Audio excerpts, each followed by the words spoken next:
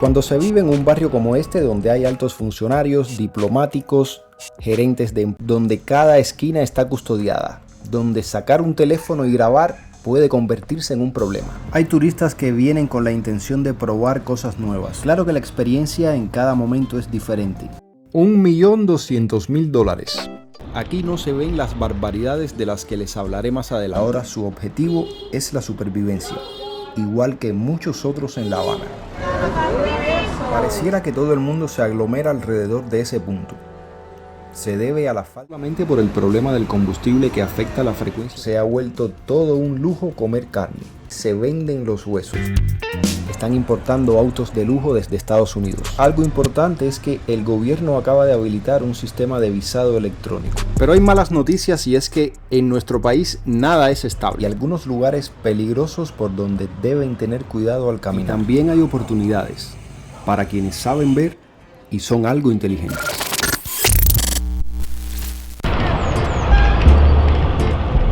Bienvenidos a otra parte de Cuba, donde la vida parece ser color de rosa, donde se refugia la gente que vive un poco mejor. Vamos a estar caminando por este barrio para que vean las diferencias. Aquí no se ven las barbaridades de las que les hablaré más adelante, como la venta de huesos. Históricamente, Miramar ha sido un barrio de gente pudiente, uno de los más lujosos de La Habana. Diseñado y construido por y para la clase alta de La Habana, y así se mantiene hasta el día de hoy. No hay tantas tiendas como en Centro Habana como en La Habana Vieja, pero vamos a ver cómo la gente consigue aquí lo que necesita. Y cómo cambia la mentalidad de la gente y la manera de ver la sociedad cuando se vive en un lugar lujoso. No somos ni lo que estamos de negado.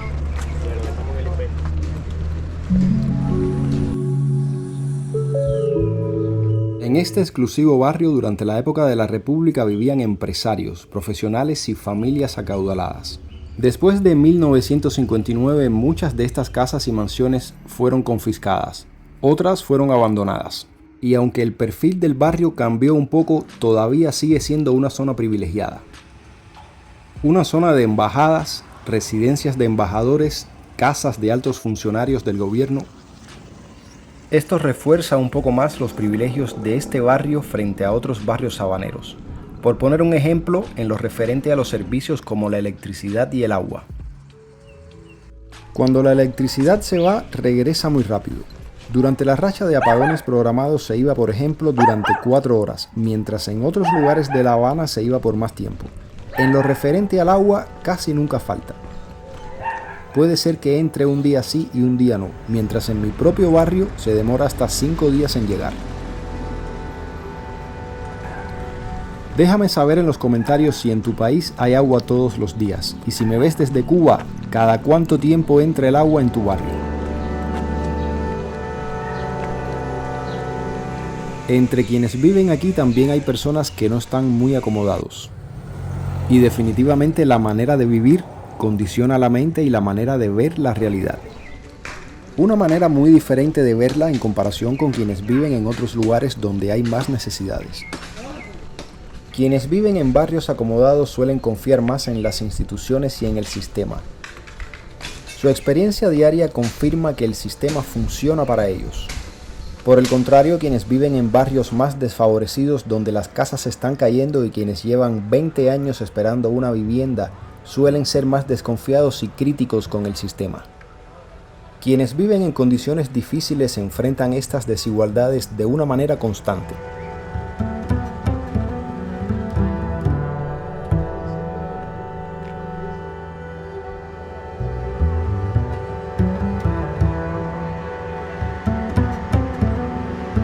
Esto puede generar sentimientos de injusticia y frustración. La gente suele manifestarlo en la calle, como ya ha pasado en Cuba en varias ocasiones o como está pasando en Venezuela actualmente. A Miraflores. Ese grito espontáneo que salía de Sentimientos que en nuestra zona geográfica también son utilizados para hacer política. La estabilidad y la comodidad crean bienestar emocional, mientras que los apagones constantes, la falta de comida, las caminatas, la falta de agua, van creando un estrés constante que repercute en la salud mental. Cuando se vive en un barrio como este, donde hay altos funcionarios, diplomáticos, gerentes de empresas, se crean relaciones interesantes dentro del sistema.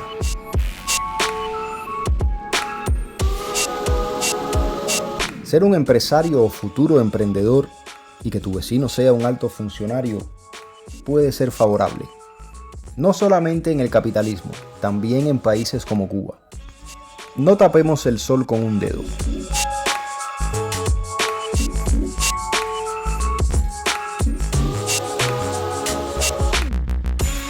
Algunos extranjeros vienen a rentarse en este tipo de barrios. Aquí no hay casi tiendas y todo está un poco distante. Conseguir la comida podría parecer un poco complejo, pero hay que tener en cuenta que quienes viven aquí usualmente se suelen mover en carro. Pero también hay MIPYMES, esas que están importando productos desde diferentes países. Y es la solución que se ha encontrado en una industria alimentaria que está totalmente destruida, donde se importa el 80% de lo que se consume, algo que está afectando incluso el sector hotelero, como ya veremos más adelante.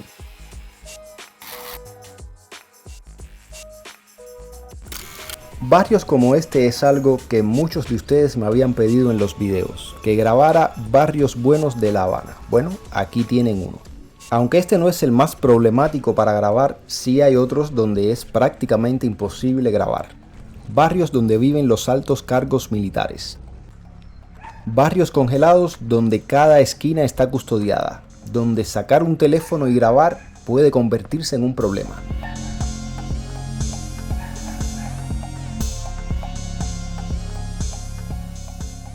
De esas mansiones capitalistas que hay en el municipio Playa, hay algunas que se conservan en buen estado y cotizan a precios increíbles. Valoren ustedes mismos.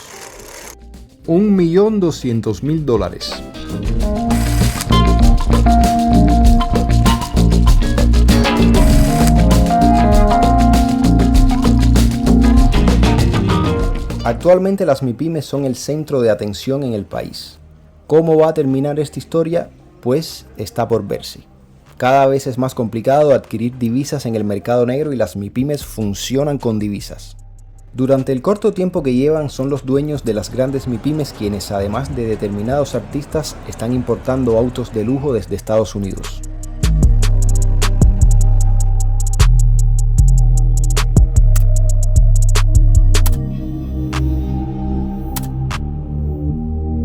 El negocio de las importaciones a Cuba se concentra en unas pocas compañías. Se pueden importar a Cuba incluso autos Tesla. Pero hay malas noticias y es que en nuestro país nada es estable. Al parecer los autos de lujo son incompatibles con nuestra sociedad. El negocio de las MIPYMES en un corto tiempo también se va a poner malo. Antes de entrar en este tema, desplacémonos a Centro Habana. Vamos a ver la otra realidad.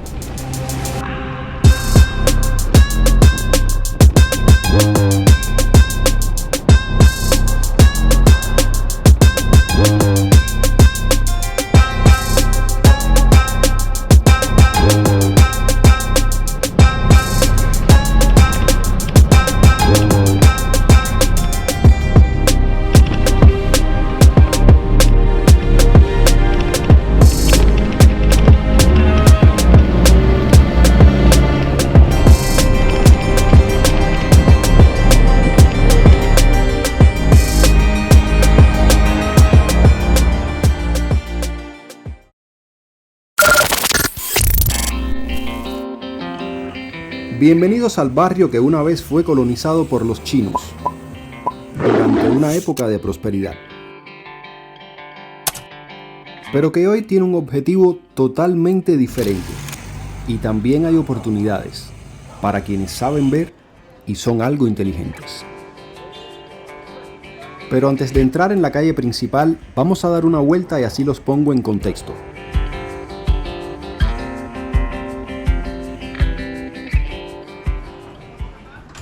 Justo en el corazón de La Habana, en la calle Zanja, se encuentra el barrio chino. Realmente abarca un poco más, pero todo el mundo lo identifica por la entrada que ustedes acaban de ver. En un momento vamos a estar caminando por las entrecalles y después nos alejaremos del centro para que vean el contraste. ¡Ay, qué linda ella! Cuba ha sido un lugar que en diversos momentos de la historia se ha visto la creación, introducción o implementación de diferentes avances antes que en otras partes del mundo.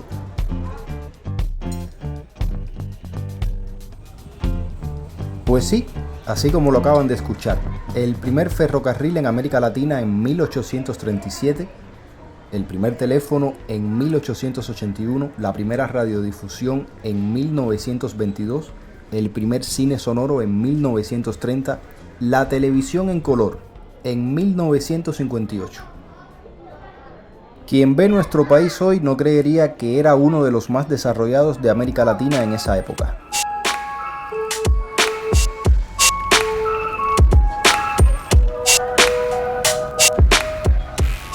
Y sí, aún queda algo de eso.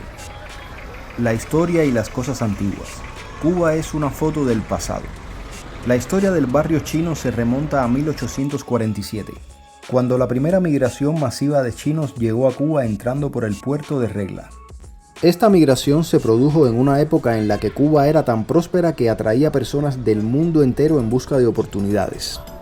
En ese contexto llegaron a Cuba más de 150.000 chinos. A medida que la economía cubana crecía, estos inmigrantes vieron en nuestro país una oportunidad de mejorar sus vidas. Y así se formó lo que se convertiría en una de las comunidades chinas más grandes de América Latina. Mucho se ha comentado de que ya no quedan chinos en el barrio chino. Vamos a ver qué hay de cierto en esto, pero primero veamos qué es lo que queda del apogeo de este barrio.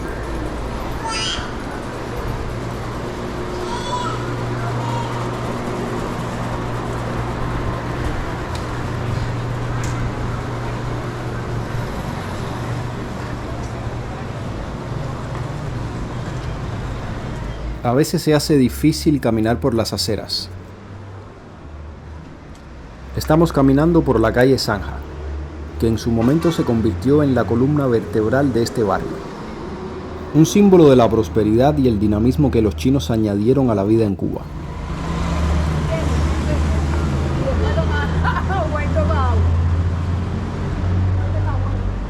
Se podría decir que esta calle es una de las que mejorcitas está en Centro Habana.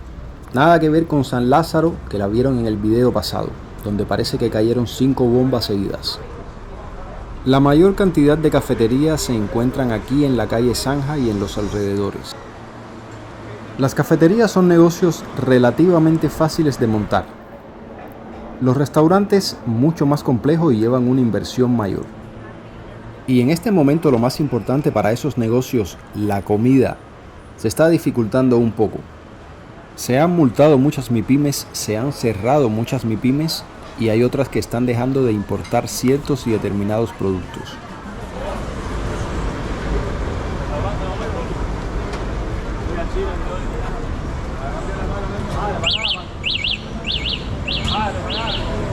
En esta parte de la calle Zanja es muy común ver bastantes bicitaxis esperando a que caiga un cliente. Están desesperados por coger una carrera.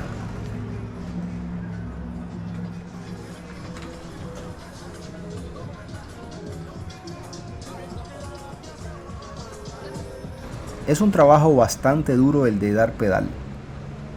Usualmente se les suele cobrar menos a los cubanos que a los extranjeros. Estos, como no tienen idea de las tarifas, de cuánto pueden costar las cosas, siempre se les suelen dar precios más caros.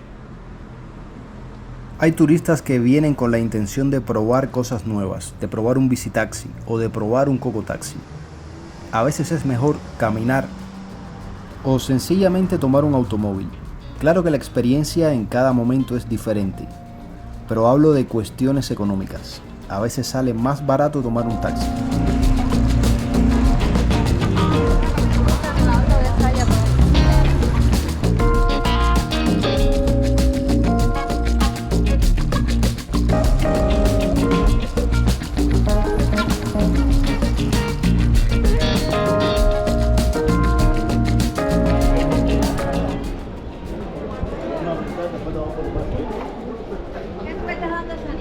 Digo En Cuba es muy común ver personas en las esquinas o en la calle, aparentemente sin hacer nada. Mayormente se puede ver en barrios como estos, muy difícil de ver en lugares como Miramar. Me retúa no, con mi razón yo voy donde quiera. Cuando no hay corriente, el calor hace que la gente salga de sus casas a buscar una brisa de aire fresco. Cuando no se pueden utilizar los ventiladores ni los aires acondicionados, el calor en Cuba se vuelve incómodo. Ese calor húmedo que hay en nuestro país, que te obliga a bañarte 2 y 3 veces en el día.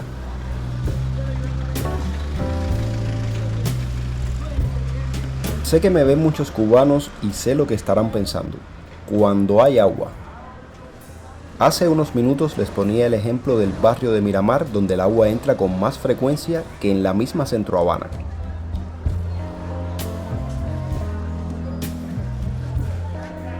La manera de solucionar ese problema y poder aguantar unos cuantos días hasta que llegue el agua nuevamente es tener tanques conectados a las tuberías.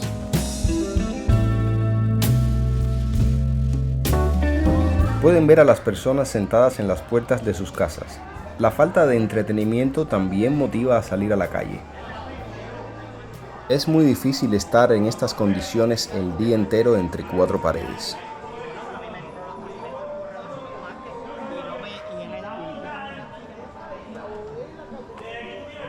La falta de confort, las dificultades económicas y los problemas cotidianos buscan en el socializar en la calle una manera de escapar de la realidad. Una realidad que se muestra más intensa en la medida que nos acercamos a las calles aledañas al malecón habanero. Hay algo que se comienza a hacer notar. De esto les voy a comentar en un minuto cuando estemos caminando por Velascoín.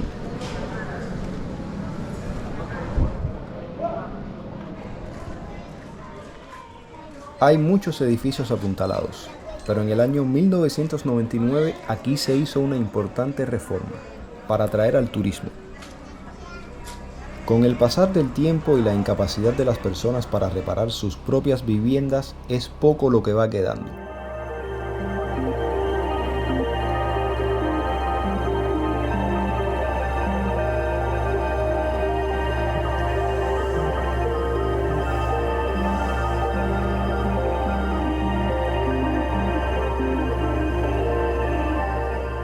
Y la basura se comienza a acumular, al igual que en muchos otros lugares de La Habana.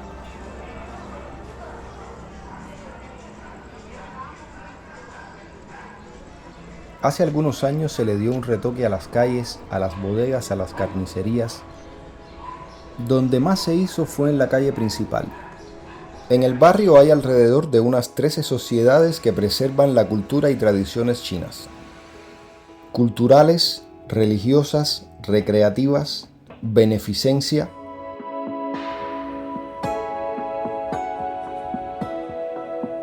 Hay unas pocas tiendas en divisa y una pequeña feria donde se vende hasta medicina tradicional. Algo que se ha puesto muy de moda en Cuba debido a la falta de medicinas en las farmacias y hospitales.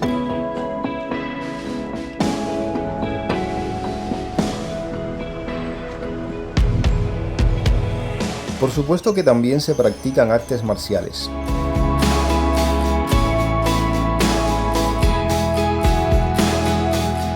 El barrio chino es popular entre muchos cubanos porque aquí se viene a celebrar cumpleaños y fechas especiales, a las sociedades gastronómicas, o sea, a los restaurantes.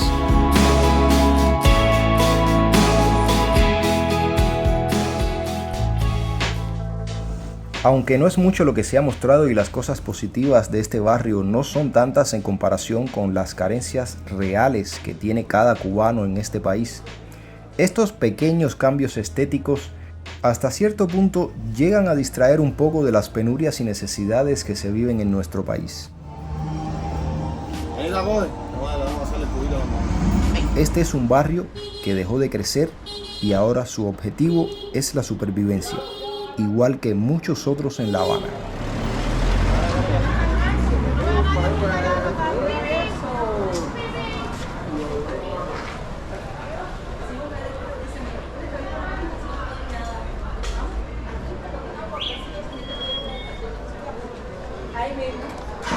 Hablando conmigo, ¿dónde yo, güey? Todos quisiéramos que el barrio fuera un lugar más pintoresco, que estuviera más acorde con su nombre, pero lo cierto es que ya aquí no vienen chinos a radicarse. Y la gran pregunta es si aún quedan chinos en este barrio.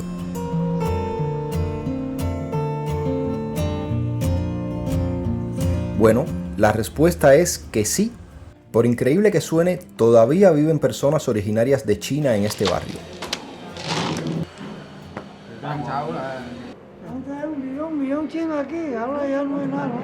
La isla Cuba es de todo ahí, como 70 personas chinos naturales. Sí, 70 y pico personas nada más. Ya. Para cementerio. Se murió.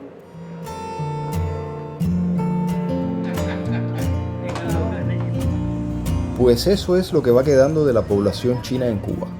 Unas 70 y tantas personas. Y por ley de la vida, por ley natural, cada vez quedarán menos. Descendientes sí hay miles, hijos, nietos, bisnietos. Y la población se va renovando en un barrio cuyo atractivo principal se centra en una calle de unos cuantos metros. Lo que van a ver a continuación se podría decir que es el corazón del barrio chino.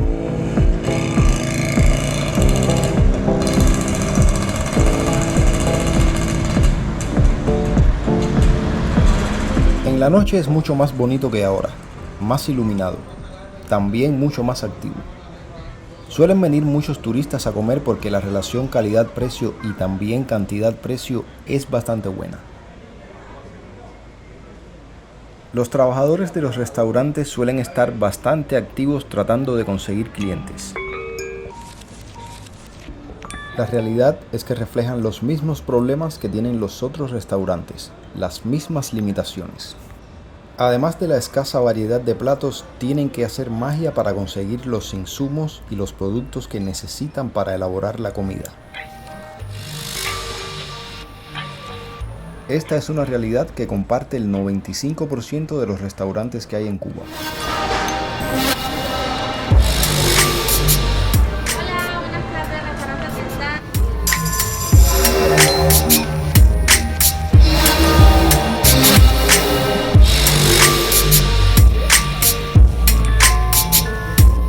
En medio de todo este caos y decadencia que han visto hasta ahora y lo difícil que es vivir en Cuba, hay un mundo de oportunidades, porque todo esto hay que rehacerlo de nuevo y hay necesidades que cubrir. Pero el problema no está en la voluntad de hacer, sino en la voluntad de dejar hacer. Quizás por eso sea que seguimos en las mismas año tras año. Para hablar más sobre eso, desplacémonos a otra de las principales calles de Centro Habana.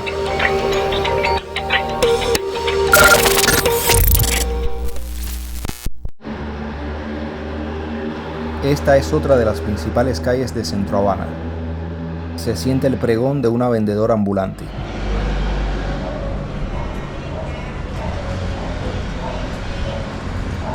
Venimos desde uno de los mejores barrios y ahora el cambio es bastante radical.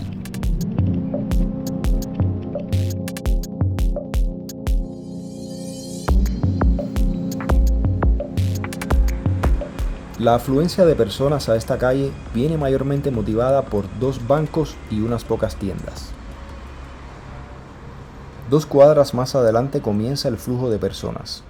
Hay uno que otro mercado, una guarapera, una parada de autobús y algunos lugares peligrosos por donde deben tener cuidado al caminar.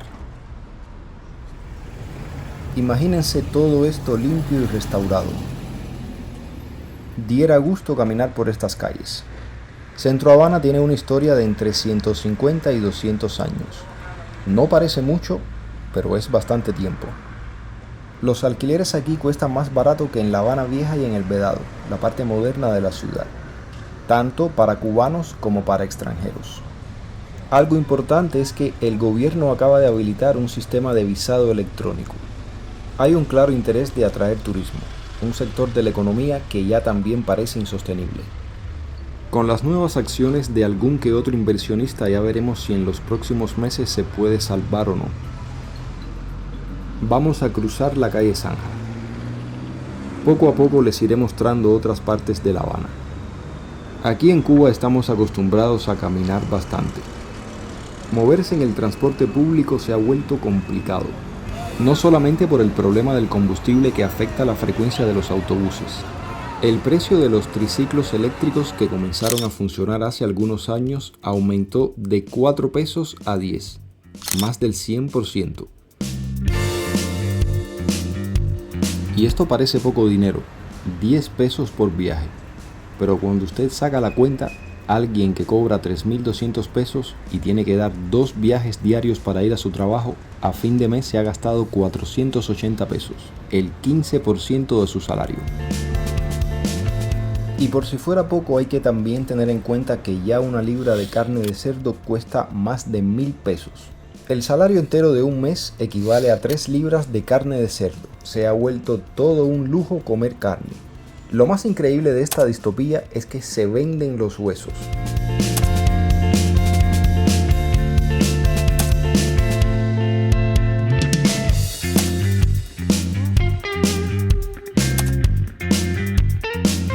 Hasta se han comenzado a vender los huesos de pollo. Ya que la mayoría no puede comer carne, al menos pueden hacer sopa. La dura realidad supera la ficción y cuando se cree que no se puede empeorar, se empeora un poco más. Y ante la difícil situación hay quienes se refugian en el alcohol u otros vicios.